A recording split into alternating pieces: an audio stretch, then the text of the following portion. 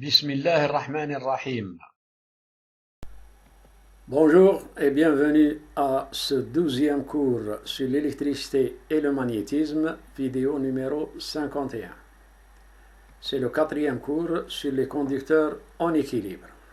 Aujourd'hui, on va commencer à étudier les condensateurs. Pour ce cours d'aujourd'hui, nous allons voir les constantes d'un condensateur sphérique, le condensateur cylindrique et le condensateur plan, avec à la fin un exercice corrigé. Les condensateurs.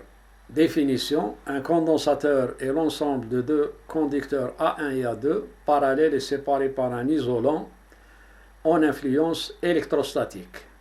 Il y a deux types de condensateurs: les condensateurs à armature rapprochée, on a ici deux plans parallèles qui sont séparés par un isolant, ou bien les condensateurs à influence totale, et on voit bien ici que les deux conducteurs sont en influence totale, c'est-à-dire que A2 est en influence totale par rapport à A1. Les armatures sont séparées donc par un isolant qui a pour rôle d'augmenter la capacité du condensateur. Le condensateur est désigné par ce nom, pourquoi? Parce qu'il fait apparaître le phénomène de la condensation des charges électriques dans une région restreinte de l'espace. Une fois chargé, le condensateur emmagasine une charge électrique, c'est-à-dire qu'il devient un réservoir de charge. Plus la capacité est grande, plus on obtient de grandes charges électriques sous de basses tensions. Donc généralement, les condensateurs sont utilisés en basse tension. Constante d'un condensateur. Commençons par la capacité, qui est la principale caractéristique d'un condensateur. La capacité C d'un condensateur est le coefficient de capacité C11 de l'armature A1 en présence de l'armature A2. Donc on écrit C égale C11. Et on avait déjà défini et bien expliqué ce qu'est le coefficient de capacité, voir le cours précédent.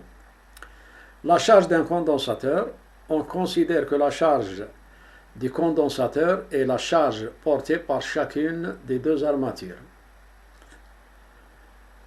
Relation fondamentale des condensateurs, on a Q égale C V1 moins V2, V1 étant le potentiel de l'armature A1 et V2 étant le potentiel de l'armature A2. Donc il existe une différence de potentiel entre les deux armatures ou bien les deux conducteurs, ce qui me donne Q égale CU. Ça, c'est la relation fondamentale pour les condensateurs, bien sûr. Capacité de quelques types de condensateurs.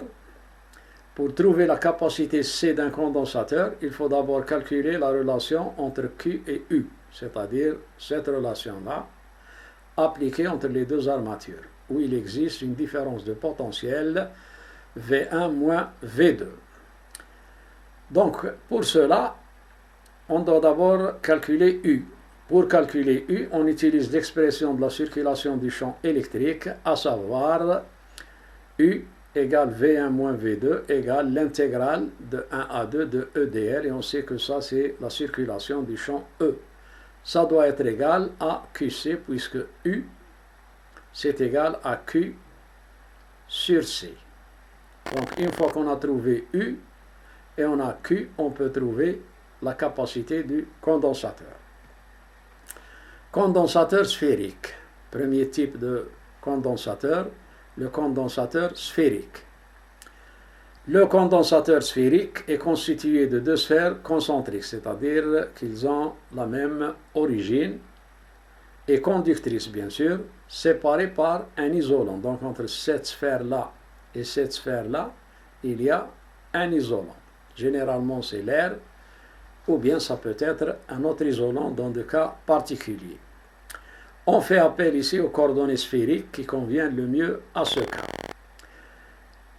On sait que le vecteur champ électrique produit par une sphère, E, c'est égal à KQ sur R au carré, bien sûr, UR. UR étant le vecteur unité pour les coordonnées sphériques. On calcule la circulation du champ pour obtenir la différence de potentiel entre ces deux armatures. On a U égale V1 moins V2, c'est-à-dire que la première sphère, son potentiel est V1, la deuxième, son potentiel est V2, donc la différence de potentiel c'est V1 moins V2, c'est égal à E dr. Normalement, on a V2 moins V1, c'est égal à moins E dr. Donc, pour éliminer le moins, on met V1 moins V2, c'est égal à E dr, bien sûr, de R1 à R2. U égale donc, la différence de potentiel est égale à 4 pi epsilon 0 Q sur R au carré, que l'on tire d'ici, fois dr. Donc il suffit d'intégrer cette expression pour obtenir U. Donc l'intégrale de cette expression-là, on fait sortir la constante 4 pi epsilon 0 Q, il me reste intégrale de 1 sur R au carré dr. Sa primitive est moins 1 sur R. Donc c'est pour ça qu'on a ici 1 sur R1 moins 1 sur R2. Ou bien, le moins devant la parenthèse, et vous écrivez 1 sur R2 moins 1 sur R1. Ça revient au même. L'expression donc de la capacité maintenant, C égale QU, d'après la relation fondamentale des condensateurs. Donc, C c'est égal à 4 pi epsilon 0, R1, R2, sur R2 moins R1, une fois qu'on a réduit ici au même dénominateur. Voilà pour ce qui est du condensateur sphérique, sa définition et sa capacité. Passons maintenant au condensateur cylindrique. Comme son nom l'indique, le condensateur cylindrique est constitué de deux cylindres coaxiaux, c'est-à-dire qui ont le même axe, séparés par un isolant là aussi. Donc entre les deux cylindres, il y a un isolant. Pour ce cas, on adopte les coordonnées cylindriques. D'après le théorème de Gauss, le vecteur champ électrique entre les armatures, nous l'avons déjà calculé dans des exercices précédents, ER c'est égal à lambda sur 2 pi epsilon 0 R UR, avec bien sûr lambda, la densité linéique ou linéaire, c'est-à-dire le nombre de charges par unité de longueur. La différence de potentiel est donc, il suffit d'utiliser ici ou faire appel à la circulation du champ. Donc U égale V1 moins V2, c'est égal à l'intégrale de R1 jusqu'à R2 de E dr. Donc ici on a fait appel à la circulation du vecteur champ E. Ce qui me donne l'intégrale de R1 à R2, c'est-à-dire entre les deux cylindres. Donc c'est lambda sur 2 pi epsilon 0 qui est une constante, donc je la fais sortir et j'intègre 1 sur R dr. Or l'intégrale de 1 sur R dr c'est le logarithme de petit r. Mais petit r varie de R1 à R2, ce qui me donne à la fin U égale lambda sur 2 pi epsilon 0 logarithme R2 sur R1. On sait que la charge que porte l'une de ces deux armatures, que ce soit l'extérieur ou l'intérieur, c'est égal à lambda H, c'est-à-dire, puisqu'on a lambda, la densité linéique, H étant la hauteur des deux cylindres, donc la capacité du condensateur cylindrique est, en faisant appel à la relation fondamentale des condensateurs, C égale QU, GQ et GU. Donc lambda H sur U, sur cette valeur-là, ça me donne C égale 2 pi epsilon 0 H sur logarithme de R2 sur R1. Et je vous conseille toujours de refaire vos calculs par vous-même. Ne soyez pas un simple spectateur. Il faut participer à ces calculs. Troisième et dernier type de condensateur, le condensateur plan. Donc il est constitué de deux plans conducteurs séparés là aussi par un isolant. Et à chaque fois, on a les deux armatures qui sont parallèles et séparées par un isolant. Dans ce cas, on utilise les coordonnées cartésiennes, le champ électrostatique qui règne entre les deux armatures. Nous l'avons déjà calculé. Donc, quel est le vecteur champ entre les deux armatures? On a la somme des deux vecteurs champ. L'un produit par la charge positive portée par cette armature.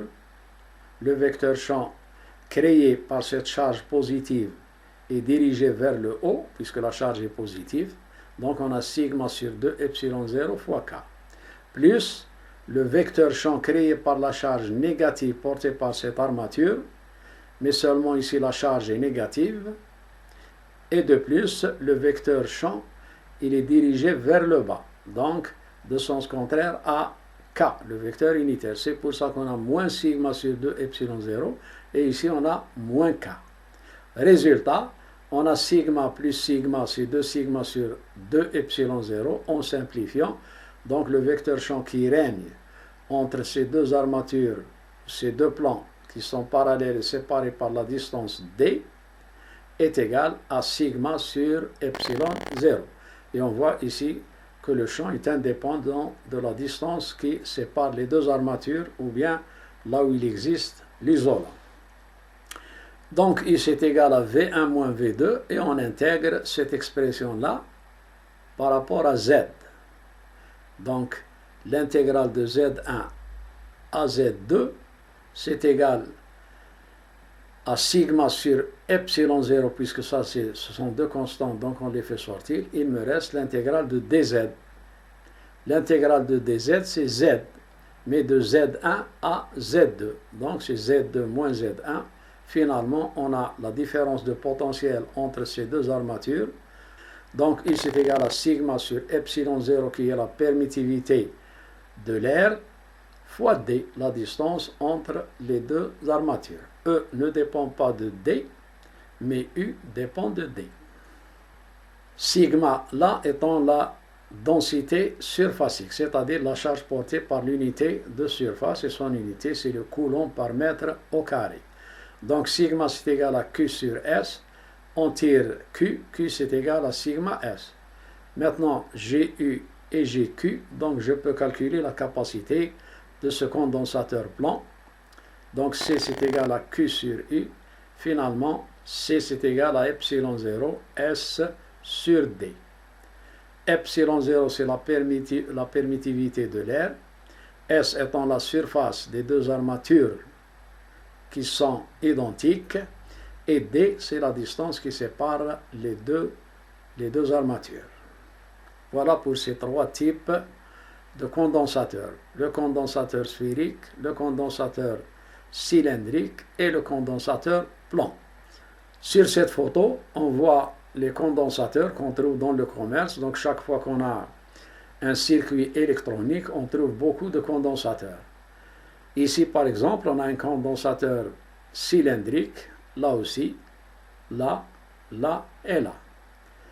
Par contre, ici, on trouve un condensateur sphérique, ici, ici et là.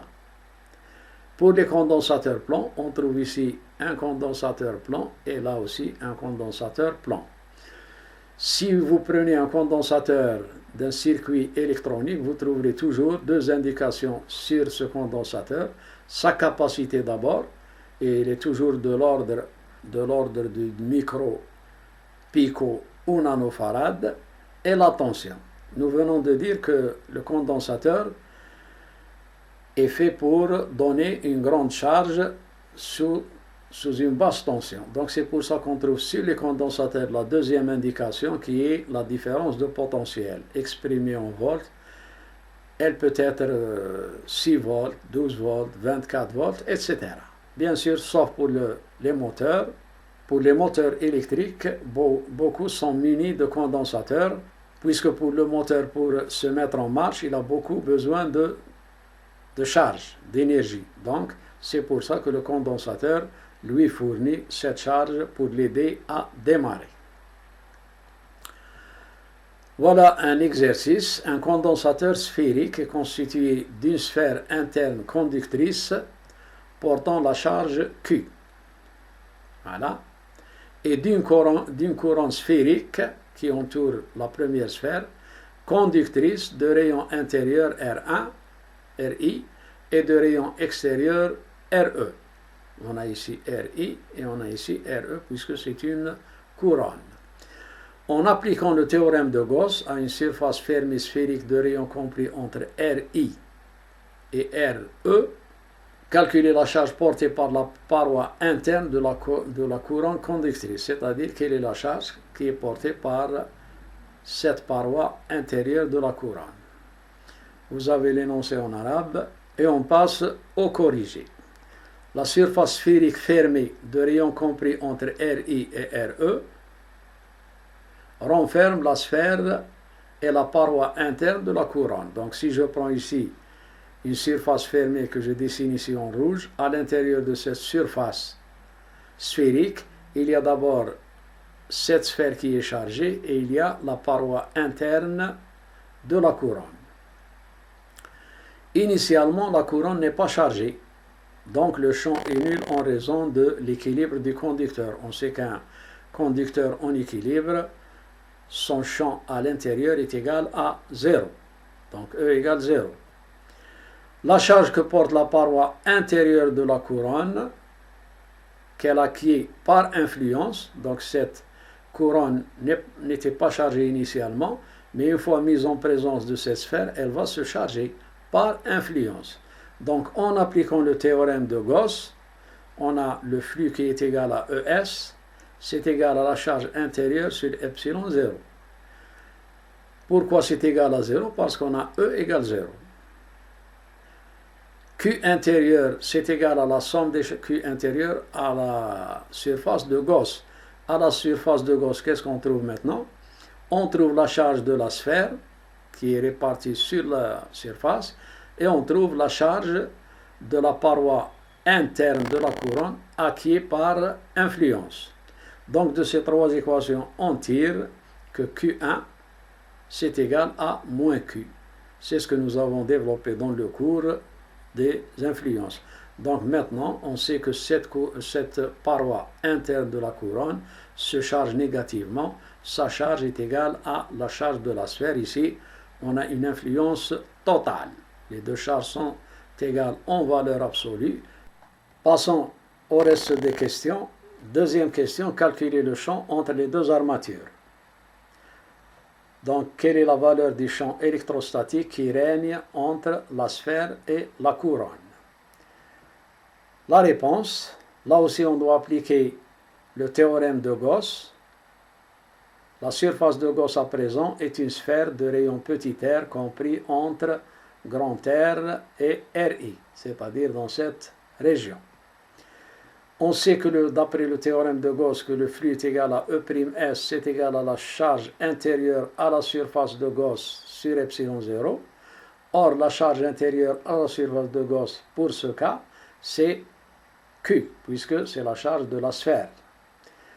Sachant que la surface d'une sphère, c'est S égale 4 pi R au carré, c'est-à-dire la surface de Gauss, de cette sphère de rayon petit r, on en déduit que E' est égal à Q sur 4 pi epsilon 0 fois 1 sur R au carré. Pour la troisième question, que devient ce champ entre les deux armatures si on place entre les deux armatures du condensateur un isolant de permittivité relative epsilon R? Alors là, on doit connaître par cœur la relation entre ces différentes permittivités. Epsilon, c'est égal à epsilon 0 fois epsilon R. Nous avons ici epsilon R, la permittivité relative de l'isolant. Epsilon, permittivité absolue de l'isolant. Epsilon 0, c'est la permittivité du vide qui est très proche de la permittivité de l'air. Donc il faut que je précise une chose très importante ici, c'est que pratiquement, lorsqu'on écrit epsilon chiffre, c'est généralement la permittivité du vide. Mais on la considère toujours comme étant égale à la permittivité de l'air. Parce que la permittivité du vide, c'est une valeur théorique. En pratique, dans les condensateurs, l'isolant est un matériau autre que le vide et généralement c'est l'air. Or, la permittivité de l'air, quantitativement, est égale à peu près à la permittivité du vide. Donc, chaque fois que je dis epsilon chiffre, c'est la permittivité de l'air, ce n'est pas par erreur, c'est tout simplement par approximation. Donc, c'est par approximation qu'on prend epsilon 0 comme étant la permittivité de l'air au lieu de la considérer comme étant la permittivité du vide. Sachant que epsilon est toujours supérieur à epsilon 0, c'est-à-dire la permittivité absolue d'un isolant est toujours supérieure à la permittivité de l'air. Donc, E', c'est ce que nous avons trouvé ici. Maintenant, E seconde, c'est égal à Q sur 4pi epsilon. En remplaçant epsilon par epsilon 0 fois epsilon r, donc c'est tout ce qu'on change par rapport à cette relation-là. Donc E seconde c'est égal à Q sur 4pi epsilon 0 epsilon r fois 1 sur r au carré. Or, d'après cette inéquation-là, epsilon est toujours supérieur à epsilon 0. Ça veut dire que epsilon 0 fois epsilon r est supérieur à epsilon 0. C'est-à-dire que epsilon 0, epsilon r qu'on a ici est supérieur à epsilon 0 qu'on a ici. Si on compare ces deux équations, on conclut bien sûr que cette valeur-là est plus petite que celle-là puisque son dénominateur est plus grand ici qu'ici. Donc E' supérieur à E seconde ou bien E seconde inférieur à E'. Conclusion, plus la permittivité epsilon de l'isolant est grande, et ici on dit la permittivité absolue de l'isolant est plus grande, plus le champ électrique diminue, c'est-à-dire devient plus petit. Donc le champ électrostatique entre les deux armatures est plus grand lorsque l'isolant c'est l'air. Il devient plus petit si on remplace l'air par ce matériau de permittivité epsilon. Le potentiel entre les armatures.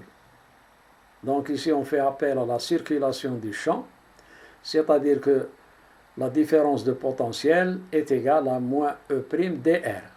C'est égal à moins Q sur 4pi epsilon 0 1 sur r au carré dr. De là, bien sûr, V' c'est égal à, en intégrant, Q sur 4pi epsilon 0 sur 1 sur r plus constante, le moins a disparu avec le moins qu'on a ici. Maintenant, reste à déterminer cette constante d'intégration. Donc, en supposant, comme toujours, le cas où V' égale 0 quand R tend vers l'infini. Donc, lorsque petit r tend vers l'infini, bien sûr, on a le potentiel qui est égal à 0.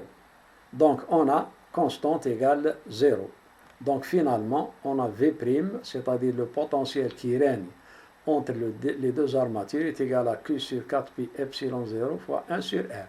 Ceci dans le cas où on a l'air comme isolant. Maintenant, si on a un autre matériau comme celui-là, donc on doit remplacer ici epsilon 0 par epsilon, c'est-à-dire epsilon 0 fois epsilon R.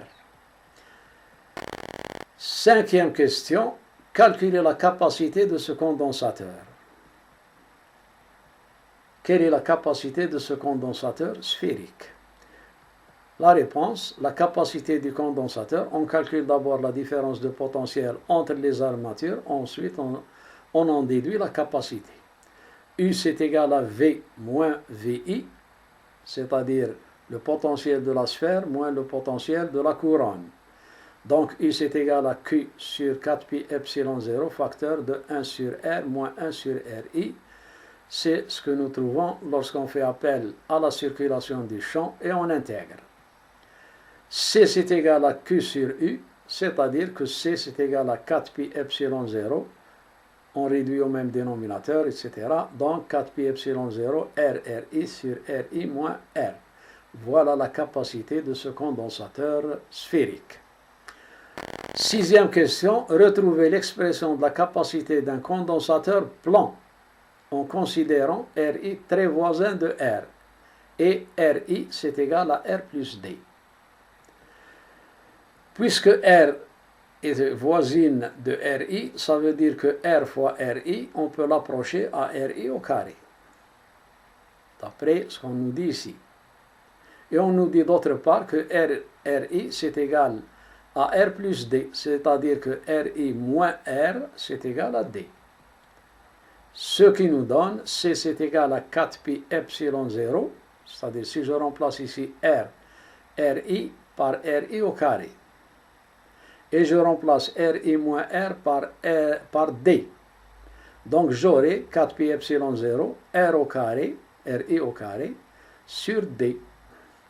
On peut donc écrire C égale 4 pi epsilon 0 RI au carré sur D, c'est-à-dire C égale epsilon 0 fois 4 pi RI au carré sur D.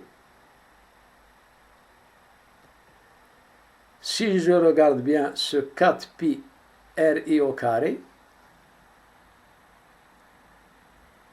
ça vous rappelle quoi? Ça vous rappelle une surface. Une surface d'une sphère. Donc C c'est égal à epsilon 0 S sur D. N'est-ce pas là la capacité d'un condensateur plan que nous avons vu? Nous avons vu que la capacité d'un condensateur plan est égale à epsilon 0 fois la surface de l'une des deux armatures sur la distance qui sépare les deux armatures. Et voilà, c'est ainsi que se termine ce cours pour aujourd'hui. Donc je vous donne rendez-vous au prochain cours qui sera le 13e cours sur l'électricité et le magnétisme, vidéo numéro 52, mais qui sera le 5e cours sur les conducteurs en équilibre. Nous continuerons l'étude des condensateurs et nous verrons le groupement de condensateurs, l'énergie d'un condensateur chargé, l'énergie du champ électrique, densité de l'énergie électrique, et on termine par deux exercices avec leurs solutions. D'ici là, je vous souhaite bon courage et n'oubliez pas de vous abonner si ces cours vous semblent intéressants. À bientôt. Wassalamu alaikum.